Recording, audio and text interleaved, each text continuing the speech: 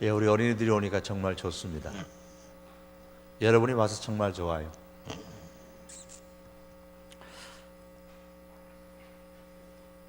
애굽에서 나왔던 이스라엘 백성이 가나안으로 가는 과정 속에 가나안을 정탐한 일이 있었습니다. 그 가나안 땅을 정탐한 결과로 이스라엘 사람들의 고민은 가나안 사람들은 거인이고 자신들은 난장이라는 것이었습니다. 이 때문에 더 이상 가나안을 향하여서 안 가고 싶어하는, 안 나가고 싶어하는 안나가 교인이 존재하게 됐습니다. 자, 우리 초등부 어린이들 오늘 찬양을 잘했고요. 귀하게 나오셨는데 안나가를 거꾸로 하면 뭐죠? 그죠? 가나안입니다. 그죠? 이걸 뒤집어 보면 가나안입니다. 그래서 안나가 교인의 반대가 가나안 교인입니다. 가나안 교인의 특징은 안나가를 뒤집은 것이기 때문에 생각하는 것도 정반대입니다. 즉 가나안 교인은 하나님의 말씀에 따라서 하나님의 백성인 자기들은 거인이고 가나안 사람들은 난장이라고 생각을 합니다. 현대의 교회 안에는 이 두 종류의 교인, 가나안 교인과 그 반대인 안나가 교인이 있습니다. 안나가 교인의 특징은 말씀드린 것처럼 세상을 거인이라고 생각하기에 두려워하면서도 난장의 입장에서 거인을 볼 때에 거인이 부럽기도 합니다. 그래서 교회에 나와서 예배를 드리고 하나님 앞에 간절한 마음으로 기도도 드리지만은 여전히 세상의 가치관과 방식과 습관과 사고방식과 행동과 취향을 채택을 합니다. 세상과 똑같이 생각하고 행동하면 점점 이 세상이 흘러가는 패턴에 따를 수밖에 없습니다. 그리고 세상적인 패턴에 빠지게 되면 점점 세상적인 방식이 당연하게 보이고 하나님의 방식이 오히려 이상하게 보이기 마련입니다. 오늘 이 시대의 교회에 이런 안나가 교인이 많다는 데에 문제의 심각성이 있습니다. 이것을 거꾸로 보면 이 시대의 교회가 회복되어야 할 것이 바로 이 부분입니다. 다시 말해서 오늘날 교회에 속한 그리스도인은 세상과 다른 습관, 세상과 다른 사고방식과 행동과 취향을 고수하면서 이 세상을 변화시키는 그런 존재, 즉 가나안 교인으로 회복되어져야 합니다. 하나님께서 보시는 대로 세상은 영적인 난장이들이고 그리스도인은 영적인 거인으로 생각하는 가나안 교인으로 회복되어져야 합니다. 그래서 저는 오늘 하나님이 주신 소원의 목적이라는 제목, 혹은 다른 말로 하면 이 시대의 영적 거인이 되라라는 제목으로 이 시간에 말씀을 드리기를 원합니다. 난장이와 거인과 관련되어진 일반적인 그 어린이 창작 동화책으로부터 시작해서 일반에 이르는 책에 이르기까지 대체로 난장에 대해서는 그 결과가 좋은 이미지로 많이 끝나고 거인에 대해서는 비극적인 이미지를 많이 표현하고 있습니다. 그만큼 사람들이 난장이 그러면 약자고 거인이라 그러면 강자라고 생각하기 때문에 약자의 편에 서야 한다는 도덕적인 관념이 그렇게 글로 나타난 것이 아닌가 싶습니다. 그러나 우리 그리스도인은 영적인 측면에서 영적 거인이 되어야 합니다. 오늘 이 시간에는 영적 거인의 긍정적인 모습들을 생각해 보기를 원합니다. 세상적인 관행에 따라서 살아가는 그리스도인이 아니라 진리에 따라서 하나님의 소원을 이루는 것을 인생의 목적으로 삼고 사는 사람, 그 사람이 바로 영적인 거인입니다. 우리 초등부 어린이들이 여기에 참여하셨는데 여러분들이 앞으로 무엇이 되기를 원하는지, 여러분이 나는 꼭 커서 어른이 되어서 이런 사람이 되고 싶다라고 바라는 것이 있다면 그것을 인생의 목적이라고 이야기를 합니다. 그 인생의 목적을 향해서 우리 어린이들이 지금부터 열심히 살아갈 텐데, 그런데 단순히 내가 원하는 인생의 목적이 아니라 하나님께서 원하시는 소원을 이루고 싶다, 그것을 인생의 목적으로 삼고 살아가는 사람이라면 그것은 나이에 상관없이 영적 거인으로 살아가는 겁니다. 오늘 우리는 이런 영적 거인을 본문 6장에 나타난 느헤미야의 모습 가운데서 발견할 수가 있습니다. 본문에 의하면 이런 영적 거인이 되려면 무엇보다도 무엇이 더 중요한가를 분별할 수 있는 영적인 통찰력을 가져야 합니다. 3절의 말씀 보면 내가 곧 그들에게 사자를 보내어 이르기를 내가 이제는 큰 역사를 하니 내려가지 못하겠노라.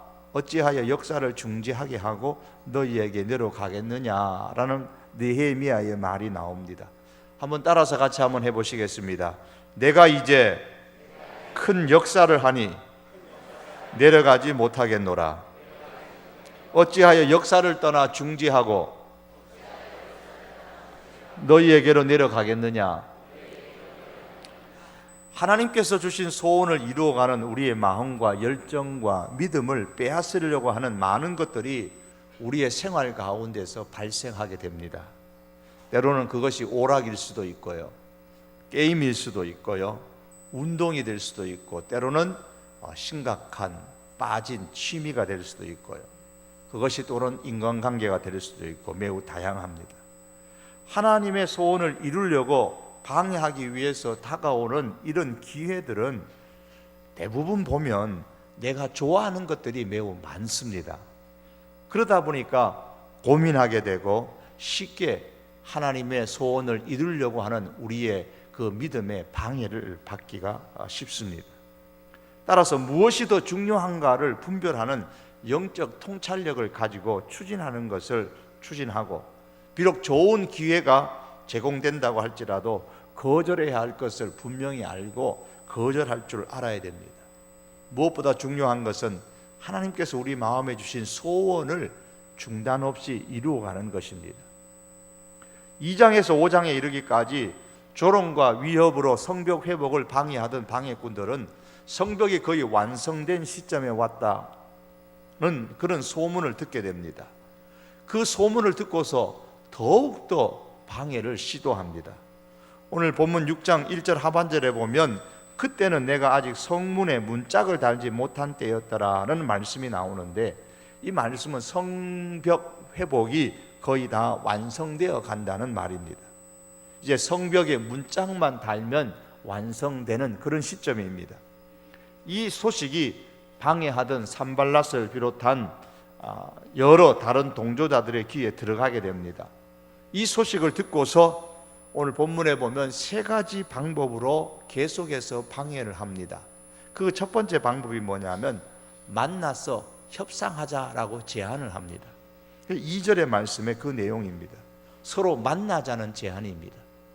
하지만 하반절에 보면 만나는 이유는 실상은 나를 해하고자 함이었더라 그랬습니다. 만나서 죽이겠다는 계획을 세워놓고 오노 평지, 즉 예루살렘 밖의 지역에서 만나자고 제안을 한 것입니다. 이때 만일 영적 통찰력이 없었다면, 만나서 문제 해결을 볼 수 있다면 만나보는 것이 좋겠다라는 생각을 충분히 할 수 있습니다. 계속해서 조롱하고 위협하는 산발랏을 적대시하기보다는 일단 한번 만나서 대화를 하다 보면은 무슨 거기 막힌 것이 뚫어질 수 있는, 화해할 수 있는 일들이 일어나지 않겠나. 그래서 성벽 재건 방해하는 것을 막을 수도 있지 않을까라는 생각을 느헤미야 입장에서 충분히 할 수 있을 것입니다. 그러나 느헤미야는 영적인 통찰력을 가진 영적 거인이었습니다. 만나지 않았습니다. 왜냐하면 무엇이 더 중요한가를 분명하게 인식하고 있었기 때문입니다. 약 한 40km에 가까운 거리를 갔다 오면, 그 오노 평지에 만나고자 하는 장소에 갔다 오면 성벽 재건하는 일을 잠시 중단해야 할 것 같았기에, 그렇게 성벽 재건하는 일이 중단 없이 신속하게 완성되는 그것이 방해꾼들을 만나서 협상하는 것보다도 더 중요하다고 생각했던 겁니다. 하지만 산발랏은 4번이나 오늘 말씀에 보면 집요하게 만나자는 제안을 합니다. 하지만 끝까지 느헤미야가 그 제안을 거절합니다. 느헤미야는 오직 한 가지 성벽 재건하는 역사, 성벽을 회복하는 이 역사, 이를 완성하는 그에게만 집중했습니다. 사랑하는 성도 여러분, 하나님께서 우리에게 소원을 주셨다면 그 소원이 무엇이든 우리의 관심은 오직 그것을 성취하는 데 두어야 됩니다. 우리의 모든 역량을 거기에 집중시켜야 합니다. 그래서 역사가 완성되도록 해야만 합니다. 하나님의 소원을 이루면서 우리는 이렇게 말하는 것이 필요합니다. 나는 이제 이 위대한 하나님의 일을 하니 내려가지 못하겠노라. 하나님의 소원이 실현되는 것을 빼앗으려는 어떤 유혹이나 어떤 제한에 속아서 하나님의 일을 중단하는 일이 없도록 늘 깨어 영적 통찰력을 소유하는 그런 하나님의 사람이 될 수 있어야 합니다. 이 사람이 영적 거인입니다. 두 번째로 영적 거인은 상황이 안 좋을수록 하나님을 자신의 유일한 배경으로 삼는 사람입니다. 산발락과 그의 동조자들은 첫 번째 이 만나서 협상하자는 제안이 실패로 돌아가니까 또다시 중상모략을 통해서 방해하려고 시도를 했습니다. 5절에서 7절이 그 내용입니다. 4번이나 만나자고 제안해도 만나주지 않게 되니까 이번에는 봉하지 않은, 즉 편지지에 넣어서 이게 붙여야 되는데 붙이지 않은 편지를 사람을 보내어서 인편으로 느헤미야에게 전달을 합니다. 봉하지 않은 그 이유는 누구든지 그 내용을 볼 수 있도록 하기 위한 전략이었습니다. 왜냐하면 그 편지의 내용에는 느헤미야를 중상모략하는 내용이 들어있었기 때문입니다. 내용은 두 가지입니다. 하나는 느헤미야와 유다 백 사람들이 성벽을 쌓아서 당시에 바사 나라로부터 반역을 계획한다라는 그런 내용이고, 또 하나는 느헤미야가 유다의 왕이 되려고 시도를 하고 있다, 이렇게 비난하는 중상모략하는 글을 써서 주었던 겁니다. 이렇게 중상모략하는 이유는 계속 만난다고 해도 만나주지 않으니까 만나는 자리에 나오도록 하기 위한 것입니다. 7절 하반절에 보면 그런즉 너는 이제 오라, 함께 의논하자, 그렇게 말합니다. 하지만 느헤미야는 이 말을 듣고 8절에 보시면 이런 일은 없는 일이요 내 마음에서 지어낸 것이라고 하면서 겁을 주어 성전 재건을 중단시키려는 음모라 느헤미야는 생각을 합니다. 그리고 느헤미야가 이렇게 기도합니다. 9절 하반절의 말씀에 이제 내 손을 힘있게 하옵소서. 여러분 같이 한번 해보시겠습니다. 주여 내 손을 힘있게 하옵소서. 이 기도는 느헤미야가 산발랏의 중상모략과 위협을 두려워하지 않고 자신은 하나님을 자기의 유일한 배경으로 삼겠다라는 표현입니다. 지금 2장에서 5장까지에서도 계속 비난하고 또 위협하고 또 6장에 와서도 계속해서 비난하고 죽이려는 음모를 세우고 중상모략을 했지만 상황이 이렇게 더 나빠지면 나빠질수록 느헤미야는 하나님을 자신의 백으로 삼았다, 그 말입니다. 영적 거인은 상황이 어려우면 어려울수록 더욱더 하나님을 자신의 배경으로 삼습니다. 하나님 백을 의지하겠다는 겁니다. 내가 세상을 살면서 다른 어떤 백은 내게 없더라도 다른 배경은 내게 없지만 하나님이 내 인생의 배경이다. 여러분, 우리는 이 사실을 의심치 말고 믿을 수 있기를 바랍니다. 우리 성도에게 있어서는 하나님이 배경입니다. 영적 거인은 하나님을 유일한 배경으로 삼는 사람입니다. 하나님 백을 확실하게 신뢰하는 사람입니다. 우리들의 배경은 하나님이신 겁니다. 성도의 배경은 바로 하나님입니다. 상황이 어려우면 어려울수록 하나님을 배경으로 삼아서 내 손을 힘있게 하옵소서, 우리가 그렇게 하나님을 찾을 수 있기를 바랍니다. 또한 세 번째로 영적 거인은 자신의 생명의 안전보다도 하나님의 일을 더 중요하고 크게 생각하고 실천을 합니다. 두 번째 방해 전략에도 실패한 산발랏은 그래도 포기하지 아니하고 세 번째 방해 전략을 시행을 합니다. 그것은 뇌물을 사람한테 주어서 유혹하는 겁니다. 자, 누가 느헤미야와 가장 가까운 사람인가? 산발랏이 유심히 살펴서 이 느헤미야와 가장 가까이 지내는 한 사람에게 뇌물을 주어서 사람을 샀습니다. 10절의 내용이 그 내용입니다. 이 느헤미야와 가까운 한 사람이 스마냐라는 사람인데, 이 스마냐라는 선지자가 집에서 안 나오고 두문불출하니까 느헤미야가 집에 찾아갔습니다. 10절에 그 내용이에요. 그때 이 스마냐가 말하기를, 느헤미야에게 말하는 겁니다. 산발랏을 비롯한 대적자들이 너를 죽이려고 올 테니까 너는 하나님의 전으로, 성전으로 가서 그 성소 안에 머무르자.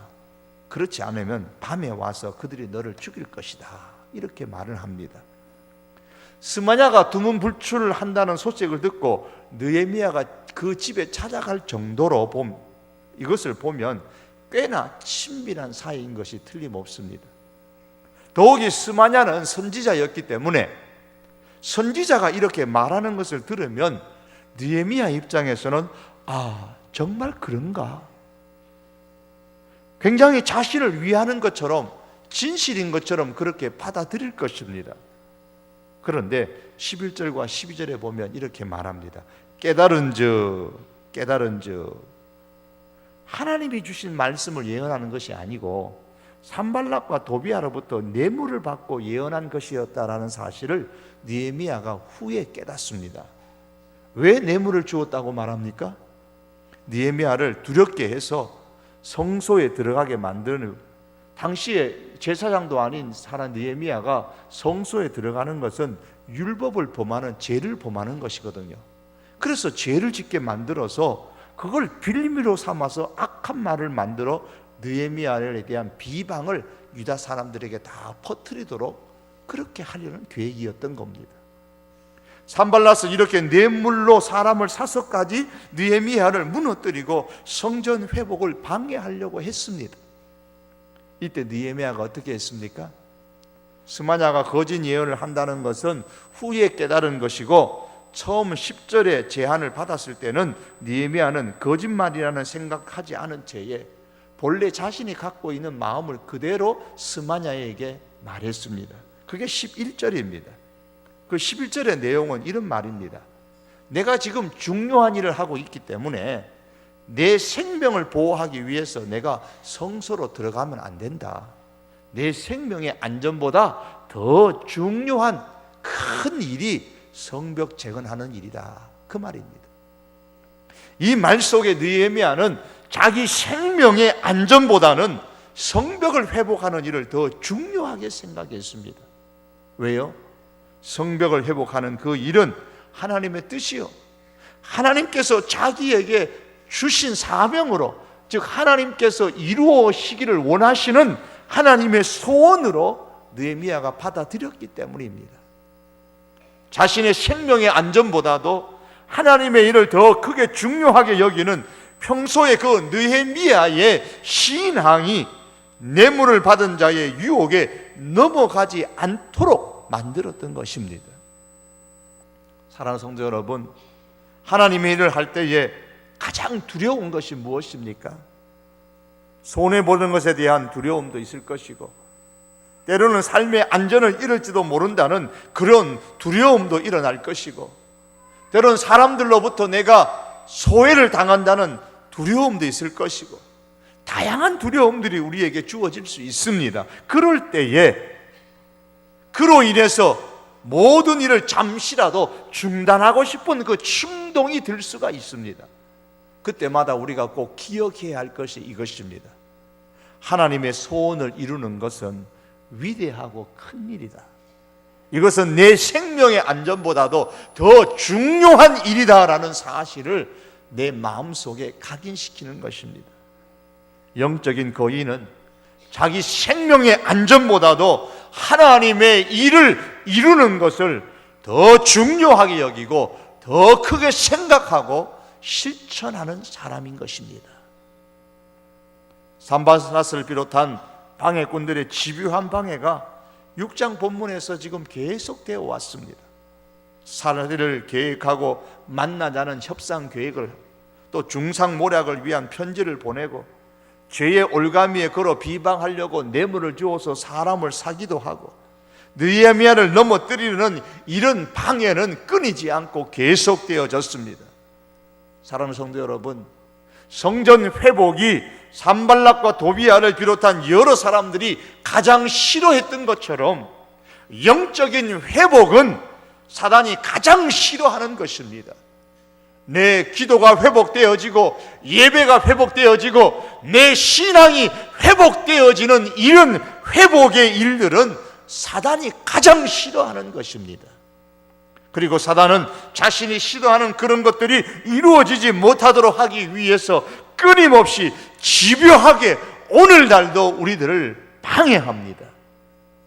사단의 방해가 집요하면 할수록 우리는 회복의 역사를 완성하기 위한 영적 거인이 되어야만 합니다. 우리가 영적으로 회복하는 이 일은 하나님께서 이루시기를 원하시는 소원인 것을 우리가 알아야 합니다. 영적 거인은 무엇이 더 중요한 것을 분별할 수 있는 영적인 통찰력이 있습니다. 영적인 거인은 상황이 어려우면 어려울수록 하나님을 자신의 배경으로 삼습니다.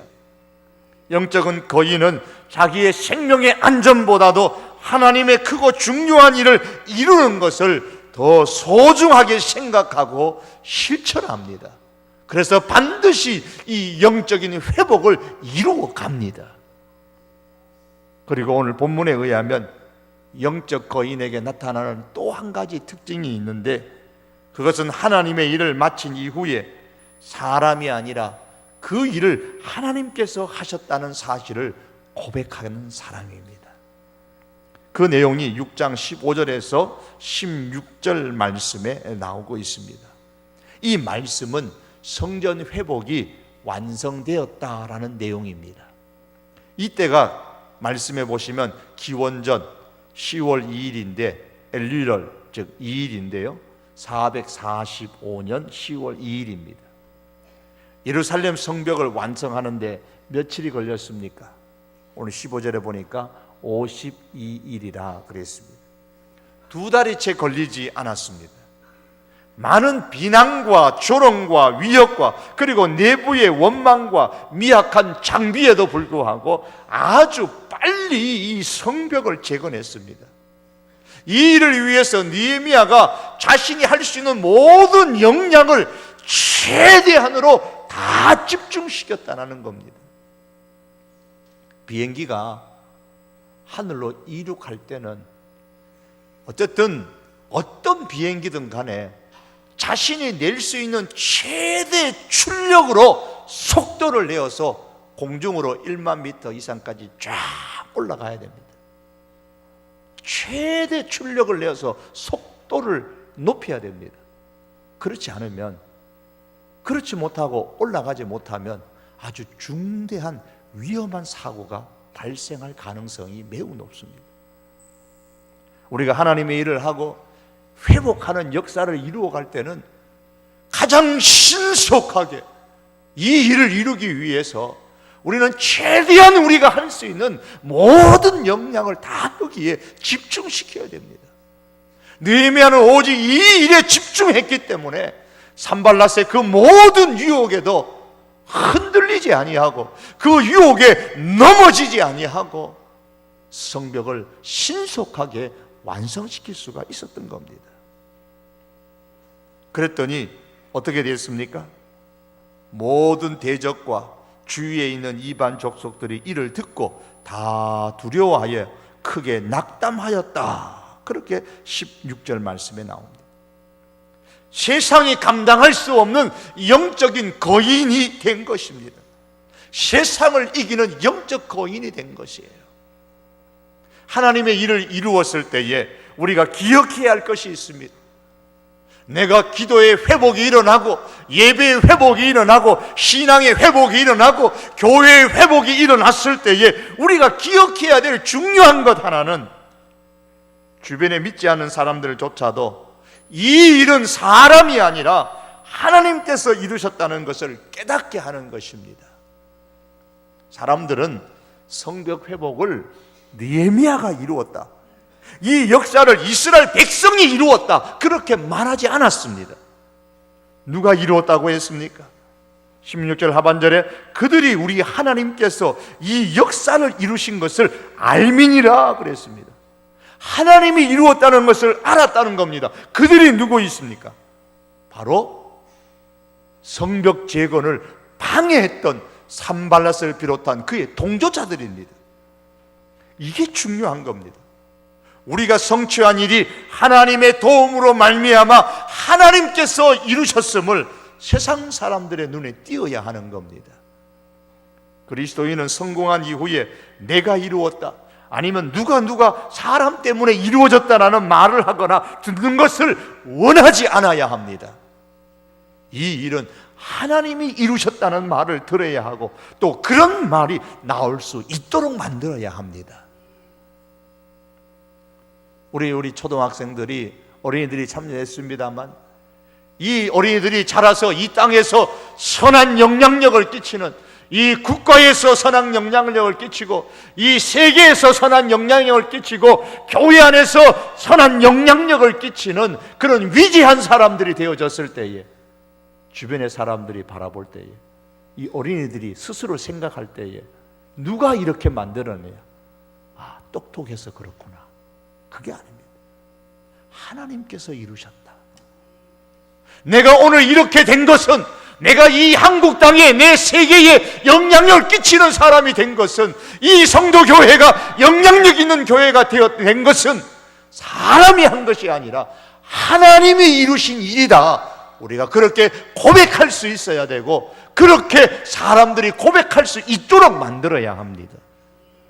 사랑하는 성도 여러분, 사람들로 하여금 우리가 하는 일 속에서, 우리가 성취한 일들 가운데서 하나님을 보게 할 수 있기를 바랍니다.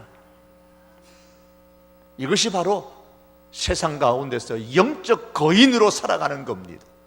세상의 방식으로, 세상의 취향으로, 세상의 그런 사고방식으로 살아가는 것이 아니라 하나님의 방식으로 세상 가운데서 삶으로 통해서 세상의 사람들이 우리를 바라보고 과연 하나님이 이루신 영적 거인인 것을 인정하는 그런 일들이 우리의 삶 가운데 일어날 수 있기를 바랍니다.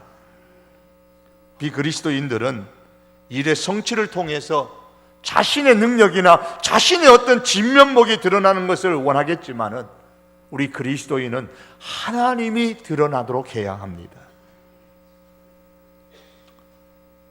교대를 졸업을 하고 많은 졸업생들이 같은 선생님이 됐습니다. 간호대학을 졸업하고 많은 졸업생들이 자신의 소원했던 간호사가 됐습니다. 똑같은 간호사고 똑같은 선생님입니다. 그러나 그 가운데는 그리스도인으로서의 선생님도 계시고, 그리스도인으로서의 간호사도 있고, 또 비그리스도인으로서의 선생님도 있고 간호사도 있습니다. 무엇이 다를까요? 다 같이 선생님이 되고 다 같이 간호사가 됐습니다. 그러나 분명히 달라야 합니다. 하나님은 우리의 삶의 방식, 우리의 일터, 우리의 인격이, 우리가 살아가는 방법이, 우리가 일하는 방법이, 우리의 소원이 하나님을 드러내는 등대가 되라고 말씀하고 있습니다. 우리는 영적 거인의 모습으로 우리 일터 가운데 우뚝 설 수 있어야 됩니다. 그래서 하나님의 소원을 이룰 수 있는 하나님의 사람이 되어야 됩니다. 성벽이 완성되어졌을 때에 어떤 일이 일어난 줄 아십니까? 8장으로 넘어가 보면 1절에서 3절의 말씀에 그런 내용이 나옵니다. 성벽은 그들의 달력으로 새해가 시작되기 6일 전에 완성되어졌습니다. 율법에 따르면 이 날에는 나팔절로 지키는 절기였습니다. 하지만 이때까지 그들은 단지 하루를 쉬는 날로만 생각했습니다. 그런데 성벽 재건이 완성되고 나팔절이 다가오자 그들이 달라졌습니다. 왜냐하면 성벽 재건을 통해서 그들은 하나님을 의식하기 시작했기 때문입니다. 성벽 재건은 하나님이 이루신 역사다. 그걸 깨달았어요. 그러자 그들은 어느 지도자가 모이라고 한 것도 아닌데 한 사람 두 사람 전과 같이 집에서 하루 쉬는 것을 포기하고 예루살렘 광장으로 모이기 시작했습니다. 마침내 이스라엘 자손들이 다 모입니다. 여러분, 우리 가운데 기도의 회복이 일어나고 예배의 회복이 일어나면 누가 모이자고 안 해도, 여기서 목사가 큰 소리로 또 그렇게 모이자고 안 해도 모이기 시작합니다. 모이는 것은 영적 회복의 아주 중요한 하나의 특징입니다. 이들은 다 모였습니다. 아이들도 모이고 어른들도 다 모였습니다. 왜 모였습니까? 성벽이 재건되어졌다는 것을 지금 축하하기 위해서, 축하 공연을 하기 위해서 모인 겁니까? 아닙니다. 성벽 재건에 관한 이야기는 그 모임 가운데 한마디도 없습니다. 그들의 관심은 성벽이 회복된 것이 아니고 하나님의 말씀이었습니다. 그렇습니다. 하나님께서 느헤미야의 마음에 성벽 회복의 소원을 주신 것은 바로 이 목적 때문입니다. 성벽의 회복을 통해서 하나님을 나타내시고 그 백성들의 믿음이 하나님께로 돌아서는 믿음의 회복을 하나님께서 목적으로 삼으셨던 겁니다. 하나님께서 우리에게 소원을 주시고 성취케 하시는 그 목적도 바로 이것입니다. 성공해서 잘 살라는 것이 아닙니다. 내가 성공했을 때에 성공할 수 없는 내가 성공한 것은 바로 하나님이 하신 일이다. 성공 가운데서 하나님을 드러내라고 우리를 성공하게 하시는 겁니다. 그렇다면 우리는 거기서 하나님을 발견하고 우리의 믿음이 성공을 통해서 회복되어져야 되는 겁니다. 예배가 회복되어져야 되고 기도가 회복되어져야 되고 하나님께로 나아가는 우리의 믿음이 회복되어져야 되는 겁니다.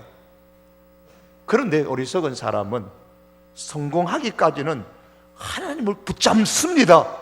왜냐하면 하나님을 붙잡아야 성공할 수 있다는 그 정도의 믿음이 있기 때문에 기필코 하나님을 붙잡고 마침내 성공을 합니다. 그런데 성공하고 나면 하나님을 멀리합니다. 그래서 간혹 보면 그런 분들이 계세요. 계엄 예배를 드리는데 나중에 보면 교회를 안 나와요. 왜 안 나오냐? 너무 바빠서 못 나와요. 너무 바빠서 못 나오면 제가 어떻게 기도해야 됩니까? 하나님, 이 사업이 좀 잘 안 되게 해주셔서 덜 바쁘게 해주세요. 제가 그렇게 기도해야 됩니까? 하나님의 소원을 이루는 건요, 성공하는 것 그 넘어서서 그 성공을 통해서 하나님을 드러내고 그 성공을 통해서 회복되는 겁니다. 영적인 회복 말입니다. 갈릴리 바다에서 예수님은 베드로에게 명령을 했습니다.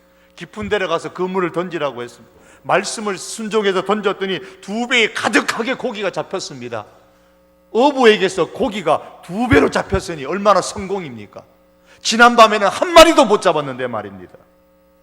그런데 그렇게 고기를 2배에 가득 잡고 나니까, 성공을 하느라니까 베드로는 그 성공에 관심이 없었습니다. 그때 깨달았습니다. 하나님, 예수님 앞에 엎드리면서 나는 죄인입니다. 나를 떠나소서. 어부의 꿈은 바다에서 많은 고기를 잡는 겁니다. 그렇게 그의 소원대로 이전에 잡아보지 못했던 많은 고기를 잡아 성공했습니다. 그때 베드로는 고기 더미에서 하나님이 나타나심을 본 것입니다. 이 일은 하나님이 이루신 것이다. 하나님의 임재와 하나님의 그 능력을 고기 더미에서 보았던 겁니다. 그 성공에서 보았던 겁니다. 우리가 우리의 성공 가운데서 보아야 할 것은 내 성공과 안위와 번영이 아니라 하나님의 임재와 하나님의 능력인 겁니다. 그래서 베드로의 관심은 고기 더미가 더 이상 아니었고 그 고기 더미를 있게 하신 하나님이 된 겁니다.